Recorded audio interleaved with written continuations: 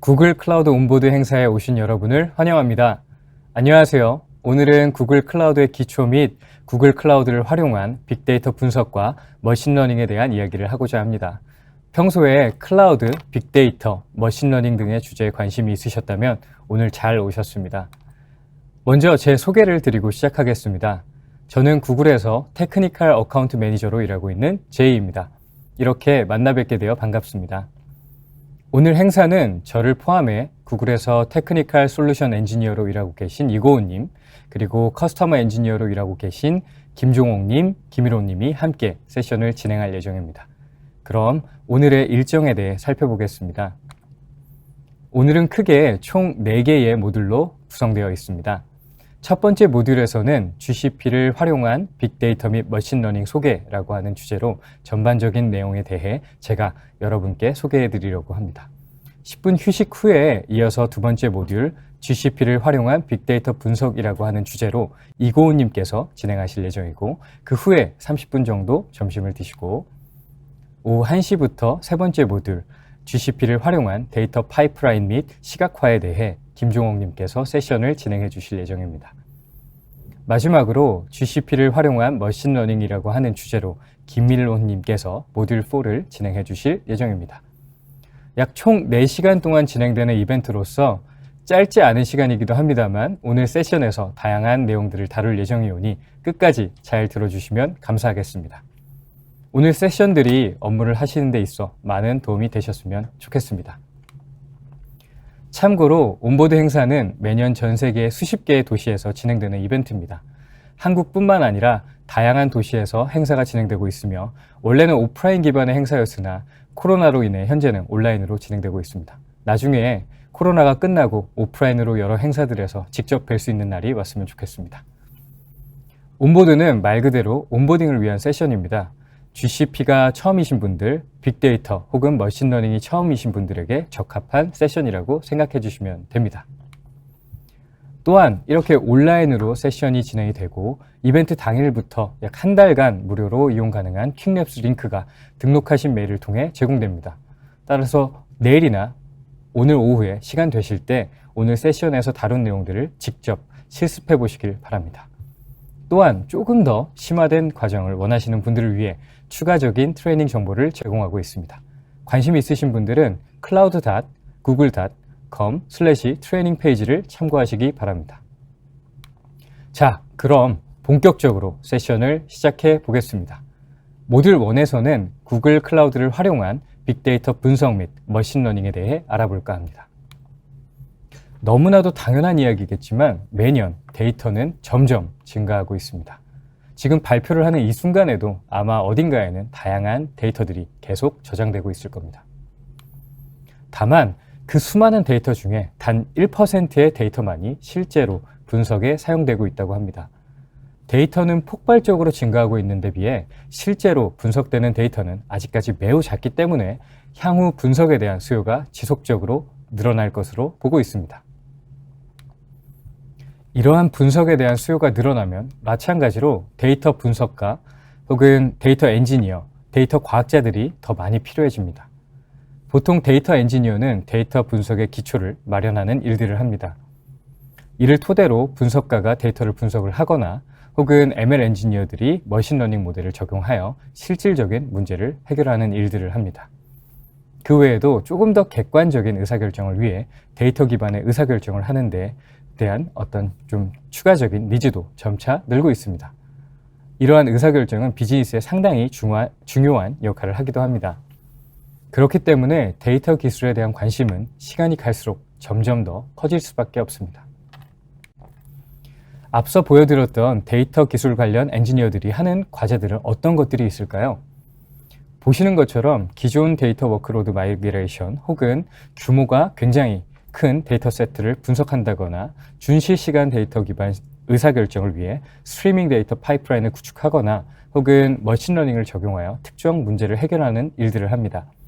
자, 그럼 이런 것들을 실질적으로 구축하려면 어떻게 해야 할까요? 네, 예상하셨겠지만 구글 클라우드를 사용하시면 됩니다. 오늘 세션에서는 이러한 내용들을 전반적으로 다룰 예정입니다. 모듈 1에서는 고객 사례를 포함하여 기반이 되는 인프라, 빅데이터 ML 관련된 프로덕트들에 대해 간단히 설명드릴 예정입니다. 이어서 모듈 2에서 클라우드 SQL과 클라우드 데이터 프로그램을 사용하여 제품 추천 기능 구현에 대해 알아볼 예정입니다. 이어 모듈 3에는 펍섭, 데이터 플로우, 데이터 스튜디오를 활용하여 실시간 데이터 파이프라인을 구축하여 비즈니스 인사이트를 얻는 방법에 대해 설명을 드릴 예정입니다. 자, 그리고 마지막으로 모듈 4에서는 빅쿼리 ML을 활용해 재방문 고객을 분류하고 어떻게 구매 예측에 이용하는지를 알아보고 ML API, O2ML을 활용하여 어떻게 이미지 분류에 활용하는지 이 부분에 대해 알아볼 예정입니다. 네, 굉장히 재밌는 내용들이 오늘 많이 준비되어 있습니다. 모듈 1뿐만 아니라 마지막 모듈까지 끝까지 들으시고 많은 내용 얻어가셨으면 합니다. 자, 그럼 본격적으로 모듈 1에 대해 시작해 보겠습니다. 모듈 1에서는 빅데이터 및 ML 제품의 기반이 되는 구글 클라우드 플랫폼 인프라에 대해 살펴보고 빅데이터 및 ML 제품들에 대해 간략히 설명드리려고 합니다. 또한 GCP를 활용하여 구현한 사례, 그리고 고객 사례에 대해 구체적으로 알아보도록 하겠습니다. 자, 그럼 먼저 구글 클라우드 인프라에 대해 살펴보도록 하겠습니다. 구글 클라우드 인프라에 대해 이야기하려면 빼놓고 이야기할 수 있는 것이 없습니다. 네, 바로 구글이 어떤 회사인지에 대한 이야기입니다. 구글은 전 세계 정보를 체계화하여 누구나 이용할 수 있는 유용한 정보로 만든다는 미션을 가지고 유튜브, 구글 플레이, 구글 맵스, 지메일 등 약 10억 명의 사용자가 사용하는 다양한 프로덕트들을 이미 오래전부터 클라우드 기반으로 운영해 오고 있었습니다. 즉, 저희가 구글 클라우드를 통해 서비스를 출시하기 이전부터 클라우드에 대한 노하우들을 지속적으로 축적해 오고 있었다라고 볼 수 있습니다. 따라서 너무나도 자연스럽게 클라우드에 대한 노하우뿐만 아니라 아주 탄탄한 인프라를 갖추게 되었습니다. 자, 그럼 빅데이터와 ML에 대해 고려해야 할 인프라들은 어떤 것들이 있을까요? 네, 보시는 것처럼 빅데이터 및 ML 제품을 위해서는 컴퓨팅 성능, 스토리지, 네트워킹, 보안 등의 인프라가 필요합니다. 그 중에 먼저 컴퓨팅 성능에 대해 살펴보겠습니다. 빅데이터 작업을 처리하기 위해서는 많은 컴퓨팅 성능이 필요합니다. 왜 방대한 컴퓨팅 성능이 요구될까요? 한번 예를 들어 생각해 보면 좋을 것 같습니다. 약 3년 전에 구글 포토팀이 모션 포토라고 하는 기술을 개발했었습니다. 사진에서 볼 수 있듯이 카메라가 흔들릴 때 자동으로 안정화하기 위한 기술입니다. 이러한 기술의 ML 모델에는 어떤 데이터 소스들이 필요할까요? 기본적으로 이미지 프레임들이 필요할 거고 그 외에 스마트폰 자이로스코프 혹은 카메라 렌즈의 움직임에 대한 시계열 데이터들이 필요합니다. 그럼 실제로 모션 포토 기능을 위해 필요한 데이터 소스들의 양은 어느 정도 될까요? 한번 생각해 보겠습니다. 800만 화소 카메라는 이미지 한 장당 800만 화소의 이미지를 생성합니다. 여기에 RGB 3가지 색에 대한 레이어를 곱하면 이미지 하나의 프레임당 약 2400만 개의 데이터 포인트를 얻을 수 있습니다. 만약에 초당 60프레임으로 촬영한다고 가정하면 초당 약 15억 개의 데이터 포인트, 그리고 만약 1분짜리 비디오 클립이라고 하면 클립에서 흔들리는 모션을 제거하기 위해 분석해야 하는 데이터 포인트는 약 860억 개에 달합니다. 이렇게 많은 데이터 포인트를 처리해야 하기 때문에 너무나도 당연하게 방대한 컴퓨팅 성능이 요구될 수밖에 없습니다. 데이터 포인트뿐만 아니라 실질적으로 이를 바탕으로 ML 모델을 개발하고 트레이닝하고 배포하는 것이 필요합니다. 그럼 당연히 추가적인 컴퓨터 성능이 요구되겠죠. 그뿐 아니라 고성능 ML 모델을 개발한 후에 핸드폰에서 사용 가능한 학습된 모델의 더 작은 버전의 ML 모델로 배포를 해야 합니다. 이처럼 빅데이터 ML과 관련하여 처리해야 하는 부분들이 굉장히 많기 때문에 방대한 컴퓨팅 성능이 요구될 수밖에 없습니다. 기존의 CPU, GPU를 통해 이러한 처리도 물론 가능하지만 구글에서는 특별히 새로운 유형의 하드웨어를 설계했습니다. TPU라고 불리는 ML 전용 칩입니다.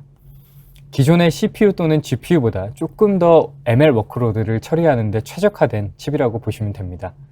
구글은 보다 더 빠른 처리를 위해 몇 년 동안 이 TPU를 개발해왔으며 이 TPU를 구글만 단순히 사용하는 것이 아니라 다른 기업에서도 TPU를 사용할 수 있도록 제공하고 있습니다. 따라서 ML 모델 트레이닝에 필요한 대규모의 데이터셋이 있는 경우 TPU를 활용해서 처리하실 수 있습니다. 하나의 예로 이베이 역시 구글에서 제공하는 TPU를 활용하여 기존 대비 약 10배 이상 빠른 속도로 영상 인식 모델을 학습시킬 수 있게 되었습니다. 모델 학습에 몇 달이 걸렸던 것들을 단 며칠 만에 훨씬 더 정확한 모델을 학습시킴으로써 비즈니스를 조금 더 가속화하고 개발 기간을 단축시킬 수 있었습니다. 자, 다음으로 알아볼 빅데이터 관련 인프라는 바로 스토리지입니다. 빅데이터는 말 그대로 데이터와 관련돼 있기 때문에 데이터를 저장할 스토리지가 필요합니다. 참고로 구글 포토의 경우 매일 12억 개의 사진과 동영상이 업로드되고 사진 데이터의 총 크기는 13PB에 달한다고 합니다. 또한 유튜브는 약 400시간에 달하는 동영상이 1분마다 업로드된다고 합니다. 따라서 구글에서는 자체 제품 및 서비스를 위해 굉장히 규모가 큰 스토리지가 요구되었었고 다양한 스토리지에 대해 구글 클라우드에서 제공하고 있습니다.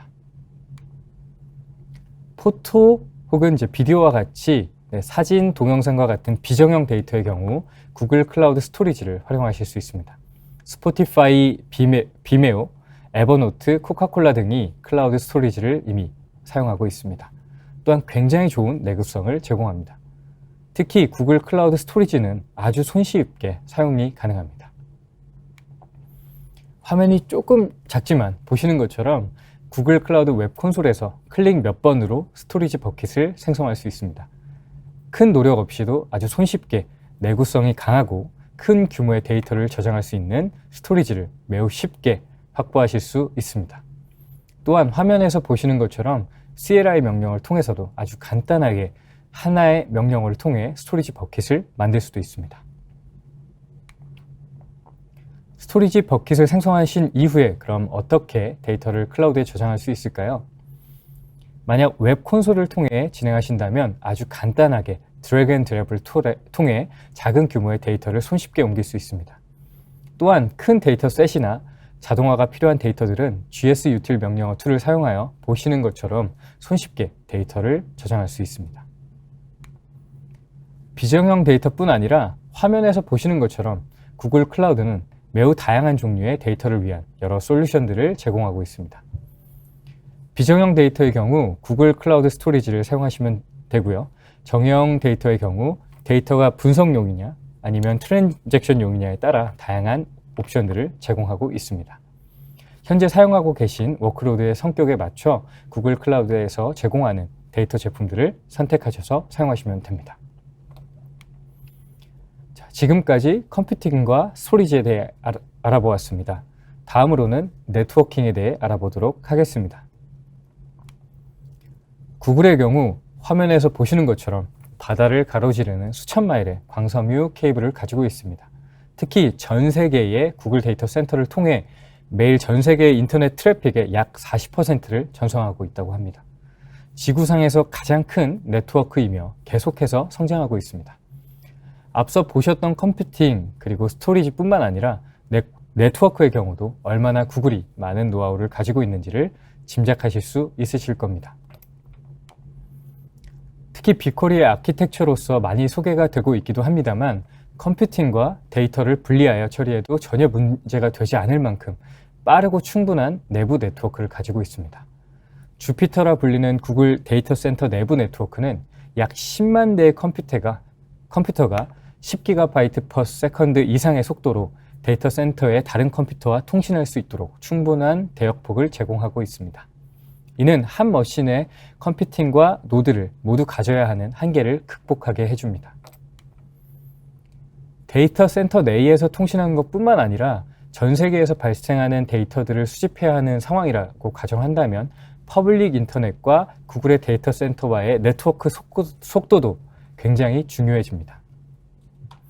구글의 경우 전 세계적으로 90개 이상의 인터넷 교환 그리고 100개 이상의 엣지 포인트를 통해 퍼블릭 인터넷과 연결되어 있습니다. 이를 통해 사용자가 구글 리소스로 트래픽을 보내면 가장 낮은 지연을 제공하는 엣지 네트워크를 이용하여 사용자의 요청에 응답합니다. 또한 엣지 캐시 네트워크를 통해 컨텐츠를 엔드 유저와 최대한 가깝게 배치하여 지연 시간을 최소화할 수 있습니다. 글로벌리 빅데이터를 수집하거나 혹은 꼭 빅데이터가 아니더라도 GCP를 활용하신다면 전 세계의 구글 네트워크를 통해 속도를 가속화하실 수 있습니다. 마지막으로 알아볼 인프라는 보안입니다. 온프렘에서 워크로드를 운영하신다면 화면에서 보시는 것처럼 모든 보안 계층에 대해 직접 관리를 해야 합니다. 따라서 보안에 대해 스스로 감당해야 하는 부담감이 당연히 커질 수밖에 없습니다. 구글 클라우드를 사용하시면 하드웨어 및 해당 레이어의 물리적 보안, 디스크의 데이터 암호화, 물리적 네트워크의 무결성과 같은 하위 보안 계층을 구글에서 처리해 줍니다. 물론 데이터 보안을 포함한 보안 스택의 상위 계층은 여전히 고객이 책임져야 합니다만 이러한 계층에서 보다 안전하게 정책을 구현하시는 데 필요하신 클라우드 IAM과 같은 도구를 구글에서 추가적으로 제공하고 있습니다. 또한 데이터를 저장할 시에 자동으로 데이터를 암호화하고 가용성과 안정성을 위해 데이터를 분산해서 저장합니다. 이를 통해 무단 액세스 혹은 서비스의 중단과 같은 것들을 사전에 방지하실 수 있습니다. 그 밖에도 퍼블릭 클라우드 서비스에서 인터넷으로의 통신은 당연히 암호화되고 있으며 서비스 거부 공격과 같은 공격들로부터 고객을 보호하기 위한 다중 보안 레이어를 이미 갖추고 있습니다. 자, 지금까지 컴퓨팅 스토리지 네트워킹 및 보안과 같은 낮은 수준의 인프라에 대해 알아보았습니다. 자, 그럼 이러한 인프라를 기반으로 이제는 조금 더 데이터 엔지니어, 데이터 과학자 또는 데이터 분석가가 사용할 수 있는 조금 더 높은 수준의 제품들을 알아보도록 하겠습니다. 구글은 빅데이터 및 ML 문제를 해결하기 위해서 지속적으로 새로운 데이터 처리 방법을 연구해 왔습니다. 콜로서스라 불리우는 차세대 분산 데이터 스토어를 포함하여 행성 규모의 관계형 데이터베이스 스패너, 그리고 데이터 파이프라인을 위한 플룸, 메시징을 위한 펍섭, 그리고 머신러닝을 위한 텐서플로와 같이 이런 다양한 데이터 관련된 부분을 지속적으로 연구해 왔으며 또한 앞서 살펴본 특화된 하드웨어인 TPU 등을 만들어 왔습니다. 만들고 저희 구글 내부에서만 썼으면 큰 의미가 없을 수도 있었겠으나 구글은 보시는 것처럼 더 나아가서 단순히 구글에서만 이러한 기술들을 사용하는 것이 아니라 이를 바탕으로 GCP의 제품 및 서비스로서 외부에 지속적으로 공개해 왔습니다. 또한 보시는 것처럼 스토리지부터 수집 및 처리, 분석 및 머신러닝 등을 위한 즉 빅데이터 ML에 필요한 제품들을 대부분 제공하고 있습니다. 자, 그럼 조금 더 구체적으로 GCP를 어떻게 활용하는지 사례를 통해 알아보도록 하겠습니다. 먼저 미국 부동산 회사 켈러 윌리엄스의 사례입니다. 구글의 제품 중 오토ML 비전을 사용하여 빌트인 책장 혹은 화강암으로 된 조리대와 같은 주택의 인테리어의 설계의 주요 특징들을 자동으로 인식하는 부분을 구현하였습니다. 켈러 윌리엄스의 부동산 중개인은 새 주택에 대해서 아주 빠르게 주택 둘러보기 비디오를 녹화하고 오토ML 비전을 객체 감지 기능을 사용하여 고객이 검색하는 주택의 주요 피처들을 찾고 태그를 지정하였습니다. 즉 이미지의 특성을 추천하는 클래시피케이션 문제에 오토ML을 사용하였는데요. 이를 통해 에이전트가 주택을 더 빨리 나열할 수 있고 구매자 역시 자신의 요구에 맞는 주택을 찾을 수 있게 되었습니다. 중요한 한 가지 포인트는 머신러닝과 관련된 코드를 한 줄도 작성하지 않고 이를 구현하였다는 점입니다. 오토ML 비전의 경우 저희가 이제 모듈 4에서 조금 더 자세히 알아보고 이를 사용하여 모델을 만드는 방법을 보여드릴 예정입니다. 자, 비슷한 사례로 이유식 제조 과정에서 품질을 검사하는 데 머신러닝을 활용한 사례입니다.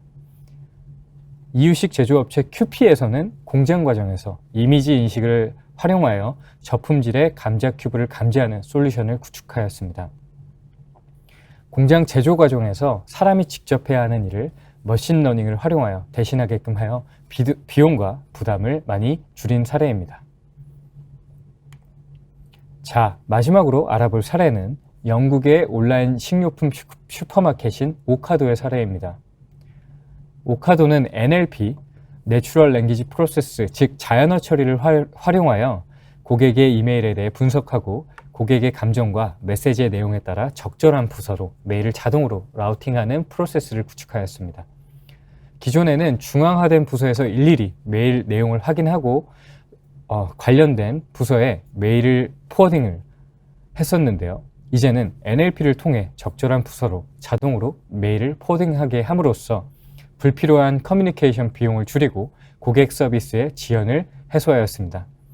이처럼 다양한 곳에서 GCP 제품을 활용하여 여러 가지 문제들을 해결하고 있습니다. 네, 이번에는 조금 더 구체적으로 하나의 고객 사례에 대해 살펴보도록 하겠습니다. 네, 이번에 살펴볼 고객 사례는 인도네시아의 스타트업 고젝의 사례입니다. 고젝은 차량 공유 및 음식 배달 서비스를 포함해서 그로서리, 마사지, 하우스 클리닝 등의 굉장히 다양한 서비스를 제공하는 플랫폼입니다. 고젝의 서비스는 약 7,700만 회 이상의 다운로드와 15만 명 이상의 판매자와 배송 플랫폼이 연결되어 있습니다.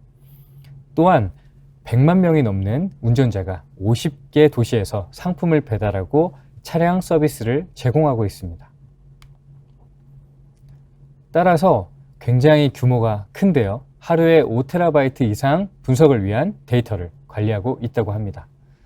예를 들어 매 10초마다 모든 드라이버에게 핑을 보낸다고 합니다. 이것들을 좀 수학적으로 또 계산을 해본다면 분당 약 600만 번이 넘고 하루에 약 80억 번 핑을 보내는 것을 의미합니다. 이를 바탕으로 운전자에게 고객의 수요가 가장 많은 곳이 어딘지, 그리고 그곳에 어떻게 도달하는지 방법을 알려줍니다. 특히 차량 공유에 이어 오토바이 서비스의 성공으로 고젝은 기존 빅데이터 플랫폼 확장에 있어 굉장히 어려움을 직면하게 됩니다. 비즈니스가 아무래도 급격하게 성장하는 데 비해 데이터를 처리하는 플랫폼의 유연성이 조금 많이 떨어진 상황이었고요. 이러한 부분의 경우 경영진에서 어떤 데이터 기반 의사결정을 한다거나 혹은 특정 문제가 발생했을 때 조기에 문제를 파악하는데 어려움을 겪을 수 있게 됩니다.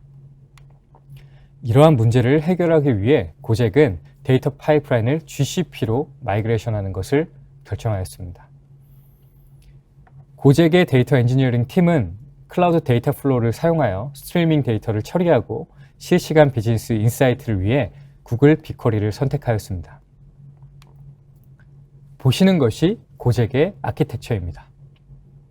화면에서 보시는 것처럼 모바일 앱, 온라인 차량의 IoT 기기, 이런 기기들로부터 데이터를 클라우드 펍섭으로 보내고 그 후에 빅쿼리 혹은 빅테이블, 스패너, 클라우드 SQL과 같이 다양한 데이터 소스로부터 데이터를 가져와 이벤트 데이터를 보강한 후에 필터링, 트랜스폼, 클리닝 작업들을 진행하고 데이터 웨어하우스로서 빅쿼리로 데이터를 스트리밍하는 방식으로 구현하였습니다. 이를 통해 고젝은 차량 공유에 대한 공급, 수요에 대한 문제를 해결하였습니다. 그들이 해결하고자 했던 문제는 특정 지역의 차량의 수요를 충족시키기에 너무 많거나 적은 운전자가 있는 위치를 어떻게 아느냐였습니다. 이 문제를 해결하기 위해 실시간으로 기사 공급 대비 고객의 예약 수요를 확인하고 운전자를 식별하여 최종적으로 수요가 높은 지역으로 운전자들이 경로를 변경할 수 있도록 알리고자 하는 것이었습니다. 고젝은 클라우드 데이터 플로우를 사용하여 스트리밍 이벤트 데이터 파이프라인을 구축하였고요. 드라이버 위치를 30초마다 펍섭으로 보내고 파이프라인에서 예약 요청에 대한 드라이버의 공급 관련 핑에 대해 집계하고 알림 시스템에 연결하여 운전자에게 안내하도록 하였습니다. 특히 클라우드 데이터 플로우의 경우 자동으로 파이프라인을 처리하는 작업자 수를 자동으로 관리하고 있기 때문에 수요에 따라 자동으로 스케일 아웃 인이 되어 매우 편리하게 수요에 맞는 데이터 처리를 가능하게끔 구현한 부분이 있습니다. 이를 바탕으로 보시는 것처럼 실시간 데이터의 시각화를 구현해냈습니다. 지금 보시는 화면에서 녹색 점이 새로운 라이더와의 요청을 나타내고 빨간 점이 드라이버들을 나타냅니다. 예약 요청은 많지만 운전기사가 거의 없는 기차역과 같은 수요와 공급이 불일치하는 지역이 빨간색으로 강조된 것을 보실 수 있습니다. 이를 통해 운전자가 가장 수요가 많은 지역으로 이제 보낼 수 있는 부분들을 적극적으로 모니터링하고 활용할 수 있게 되었습니다. 자, 지금까지 고잭의 사례를 살펴보았습니다. 모듈 1에서는 빅데이터 ML에 기반이 되는 구글 클라우드의 인프라와 데이터 관련 제품들, 그리고 다양한 유즈 케이스 및 고객 사례에 대해 빠르게 살펴보았습니다. 모듈 1은 여기서 마치고요. 10분 휴식하고 이어서 이고은님께서 모듈 2를 진행해 주실 예정입니다. 남아있는 모듈들에서는 앞서 모듈 1에서 살펴본 내용들을 보다 구체적으로 살펴볼 예정입니다. 끝까지 시청하시고 오늘 세션들이 많은 도움이 되시길 바라겠습니다. 들어주셔서 감사합니다.